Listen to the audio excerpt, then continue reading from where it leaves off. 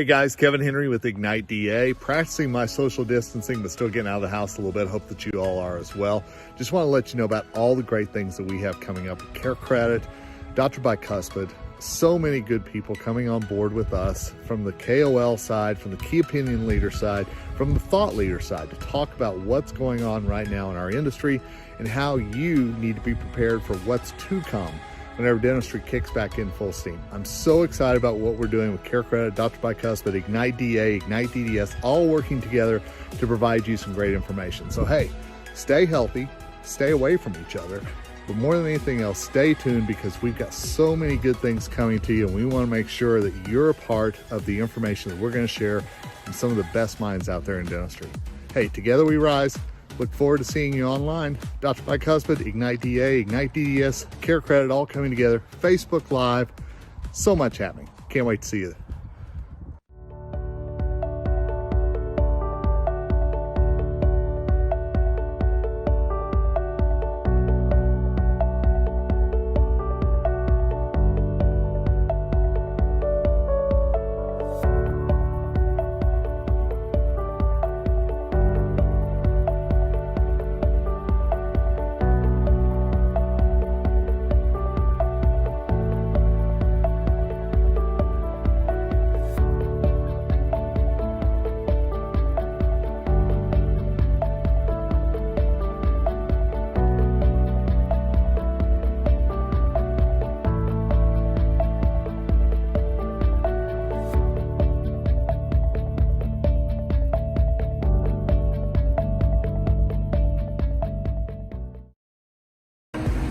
Hey guys, welcome back. I hope you're getting excited for another episode here today. I know I am. I'm learning a ton from all of our experts. Before we start though, I kind of want to talk to you about something that's really important, something we've focused on our whole careers for other people, wellness. We've worked so hard to keep them well. And I don't know about you, but if you're anything like me, in the last month and a half, I've learned an awful lot about needing to keep myself well. We need to keep ourselves well. So as we launch the Digital Academy on IgniteDDS.com. That's going to be awesome, FYI.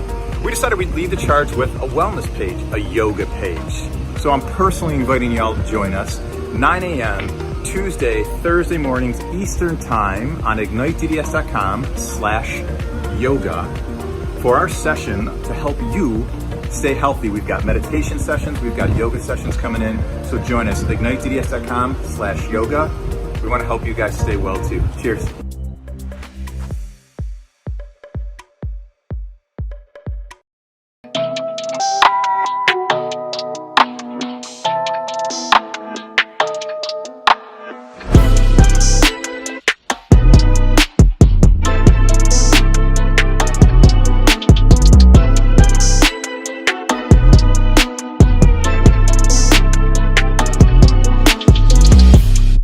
Hey everybody, welcome back. I'm David Rice, founder of Ignite DDS, here as usual with Mr. Kevin Henry. What's shaking? Dr. Rice, it is all good to see you, my friend. All good. I'm getting all formal this afternoon, and I'm going to be formal when I introduce this amazing lady who's on with us for the second time now. And that would be Carrie Weber, who is the co-owner and chief communications officer for Jameson Management. Hey, Carrie, how are you?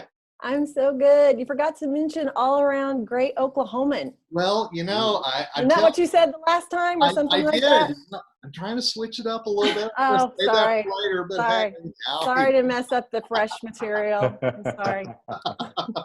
Lasso it in, guys. What? I don't know. Isn't that it's what happens? all good because we get to hang out a little bit together and we get to talk about, last time we kind of focused on maybe the not so great part of what was going on. Now, a lot of practices are in that recovery phase. So I wanted to ask you a little bit about your thoughts, Jameson's thoughts on scripting for that recovery and kind of scripts that could be used by teams and what should be used moving forward.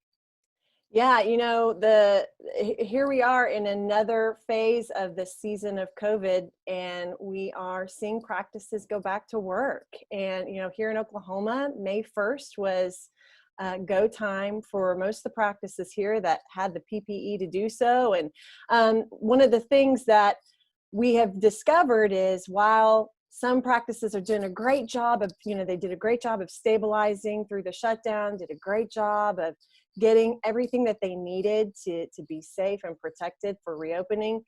But a blind spot, and I think you two have done a tremendous job of trying to bring it to the forefront of their attention, is you got to remember to work on your communication skills, because it's not just business as usual when you reach out and reconnect with your patients.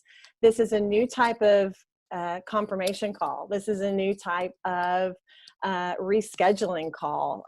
You know, they may not have heard from you in a while, and everybody has probably in the back of their mind, what does this mean for me? Those questions that are right there, that everybody, you know, may as well not try to tiptoe around them, right? Let's just get to it. Am I going to be safe? Will I be protected? Will I be able to afford this? All of the questions that more than likely a lot of people are wondering as your patient family. So another thing that may be happening, a lot of practices are easing their teams back in, and maybe easing into the type of treatment and the amount of care that they're able to do. So you may be putting team members on different seats on the bus for a little while. And you may be having team members that typically aren't on the front lines of your telephone communications on the phone.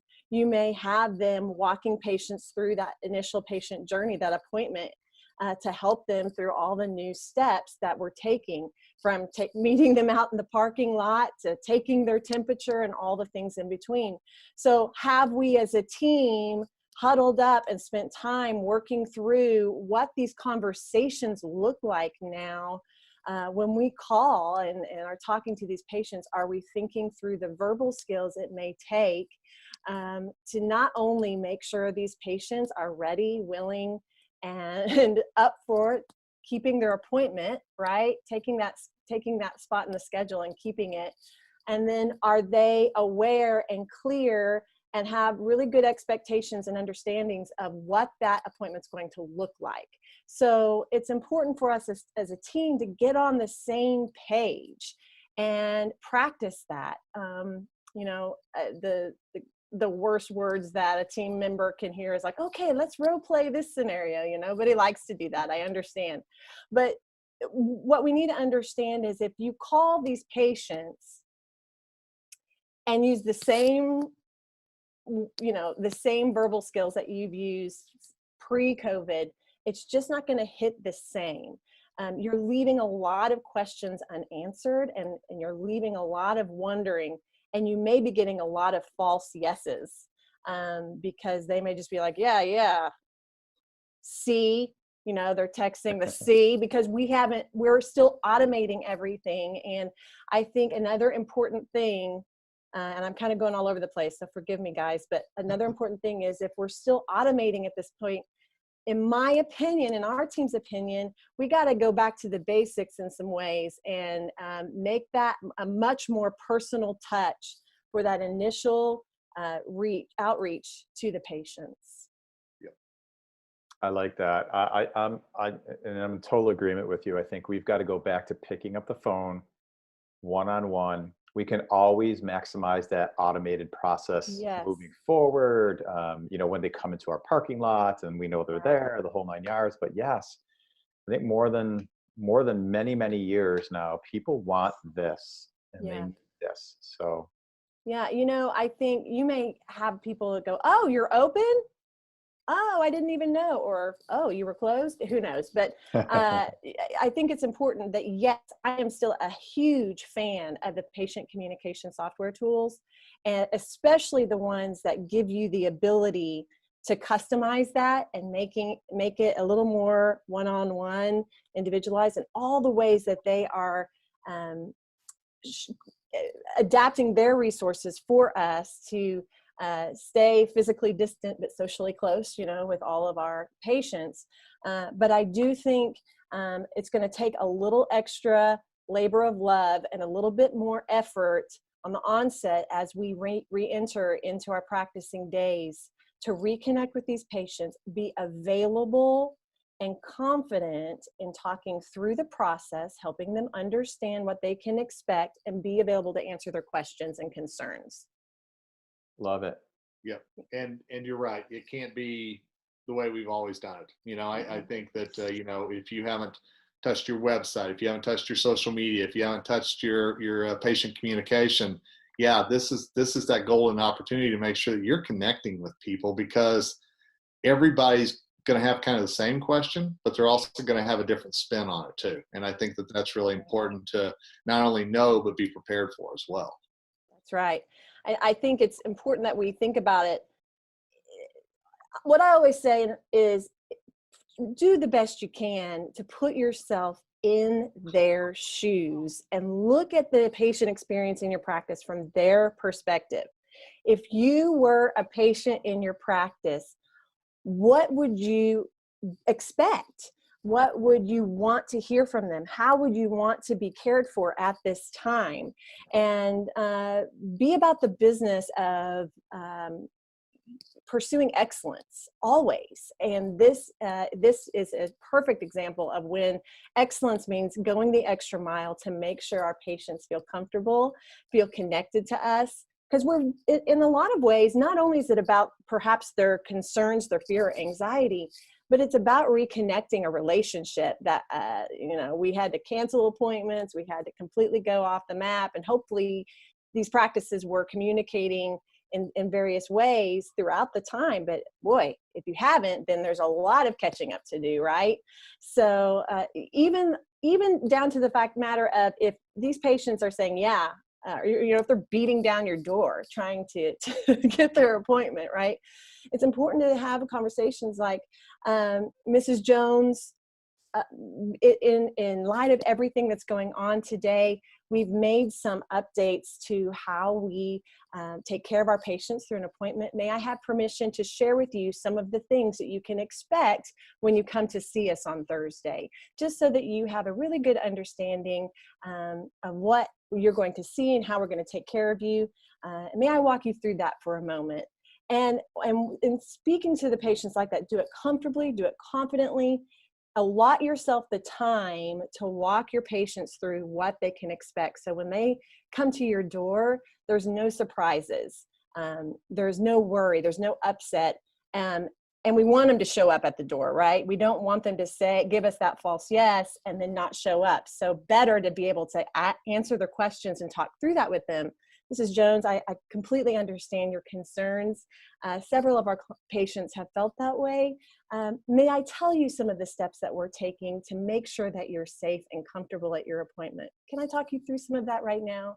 And having those kinds of conversations where you're listening to them, it's really important to give space to listen and let them share anything that they're concerned about or anything that they're confused about, so that we can make sure we are crystal clear and partnered up appropriately for our ongoing relationship together.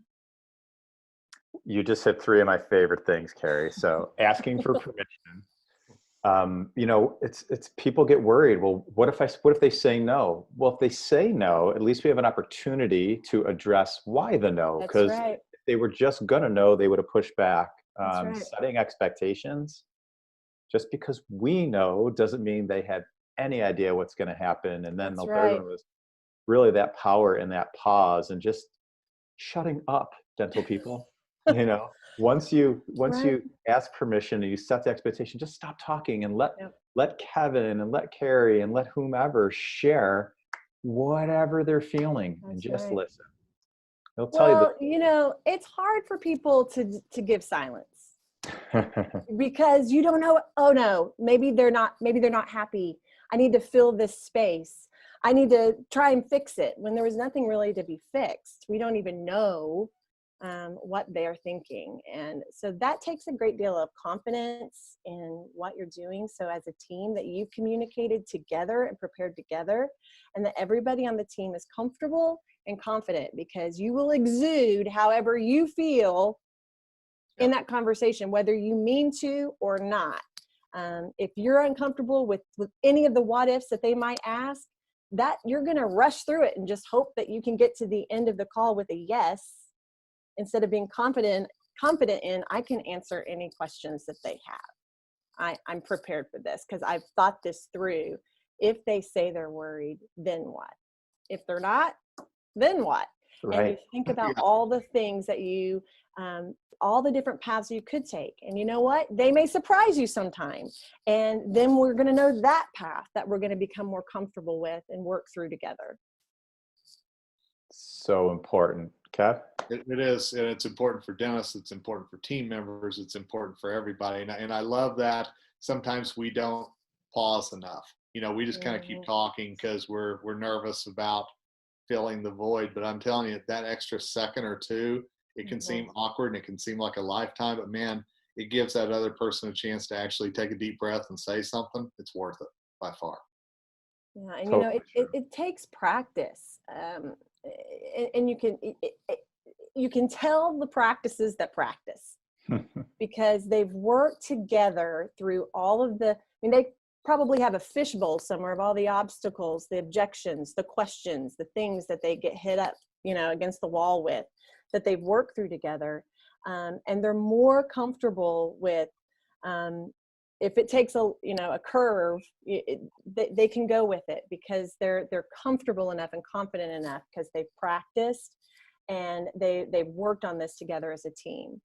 And so, yes, scripting's a great starting point for teams to think through all of those what if scenarios. If you're thinking the patients what if the patients think this? Guess what? There's probably a patient thinking that. So let's walk through, what would we say? How would we go through this? You be the patient, David. I'm going to be who I am, the business administrator or whatever the case may be. Let's practice this together.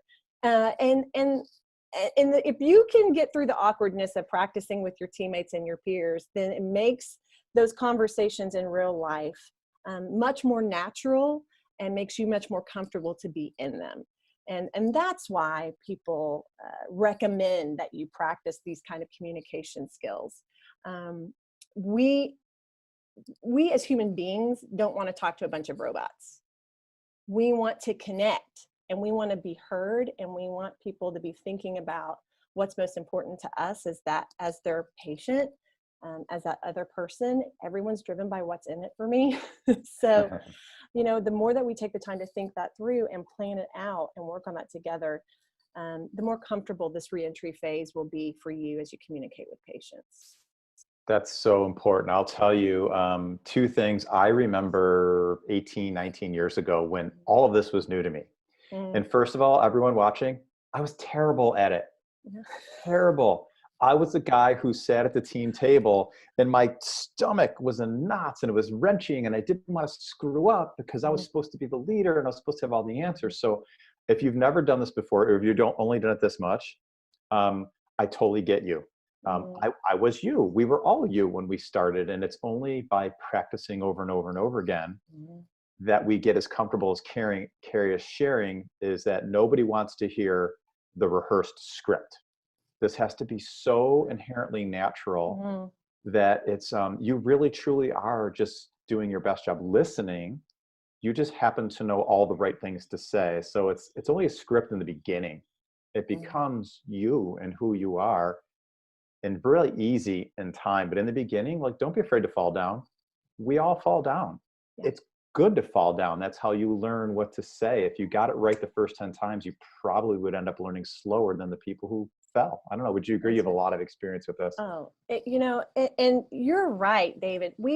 None of us came out of school or anything being masters at these types of at communication skills. We're all working on, this is something that you're going to be working on for forever. How you communicate with your patients, how you communicate with teammates, how we communicate with our peers, with our families, with our friends. All of this builds upon each other. And quite frankly, we're seeing a lot of the gaps in communication causing things to rise to the surface right now. And a lot of what makes me sad is I think, wow, if someone had just talked to each other, if someone had just given people opportunities to ask questions or had really been more engaged in a conversation instead of a regurgitation of information, this could have played out really differently. And that's what we want for you to think about when you start to re-engage with your patients and have these conversations. It could be smooth as butter. You know, it could be like, oh, the confirmation call goes great. Then I'm going to give you some clear understanding of what to expect in your appointment, and that goes great. And then as you're in the appointment, we're taking moments to check in on you. Are you doing okay? This is what this new device is and what it does and why it's here for you. And explaining these things along the way, taking the time to be intentional in our communication with our patients and with each other. It makes such a difference. I may not really care. Like, I could be that patient that doesn't really care what that thing is in the corner that wasn't there before. But the fact that you took the time to point it out to me and educate me on my experience and involve me in it and explain the benefits of that tool to me, I'm all for that. I love being informed. And so just remembering that. And it's just something that if we commit to it, and, you know, something that I think, you know, David, you and Kevin are both so great at this. Your work is rooted in purpose.